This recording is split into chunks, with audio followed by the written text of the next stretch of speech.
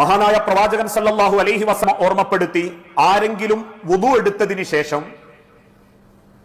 ഉടനെ തന്നെ അള്ളാഹുവിനോട് വുദുവിന് ശേഷമുള്ള പ്രാർത്ഥന പ്രാർത്ഥിച്ചാൽ, അഷ്ഹദു അല്ലാ ഇലാഹ ഇല്ലല്ലാഹു വഹ്ദഹു ലാ ശരീക ലഹു വഅഷ്ഹദു അന്ന മുഹമ്മദൻ അബ്ദുഹു വറസൂലുഹു അല്ലാഹുമ്മ ജഅൽനി മിനത് തവ്വാബീന വജഅൽനി മിനൽ മുതതഹ്ഹിരീൻ എന്ന 15 സെക്കൻഡിന്റെ പ്രാർത്ഥന ഒരു തവണ അവൻ ചൊല്ലുന്നുണ്ടെങ്കിൽ, എല്ലാ വുദുവിന് ശേഷവും അവൻ ചൊല്ലുന്നുണ്ടെങ്കിൽ, ഇല്ലാ ഫുത്തിഹത്ത് ലഹു അബ്വാബുൽ ജന്നത്തി, തീർച്ചയായും അവന് അള്ളാഹുവിന്റെ സ്വർഗത്തിന്റെ കവാടം തുറന്നു വെച്ചിരിക്കും. മറ്റൊരു ഹദീസിൽ കാണാം, അവന് 8 കവാടങ്ങളും അള്ളാഹു തുറന്നു കൊടുക്കും.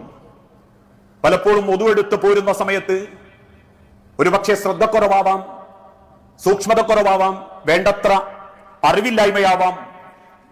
ഈ ഒരു പ്രാർത്ഥന എല്ലാവരും തുടർന്നങ്ങോട്ടും ചൊല്ലാൻ വേണ്ടി ശ്രദ്ധിക്കുക. അഷ്ഹദു അല്ലാ ഇലാഹ ഇല്ലല്ലാഹു വഹ്ദഹു ലാ ശരീക ലഹു വഅഷ്ഹദു അന്ന മുഹമ്മദൻ അബ്ദുഹു വറസൂലുഹു അല്ലാഹുമ്മ ജഅൽനി മിനത് തവ്വാബീന വജഅൽനി മിനൽ മുതതഹ്ഹിരീൻ. ഇത് പതിവാക്കുന്ന ആളുകൾക്ക് അള്ളാഹുവിന്റെ സ്വർഗം അള്ളാഹു എളുപ്പമാക്കുകയും നരകം നിഷിദ്ധമാക്കുകയും ചെയ്യുമെന്ന് ഹദീസ് ഗ്രന്ഥങ്ങളിൽ കാണാൻ സാധിക്കും.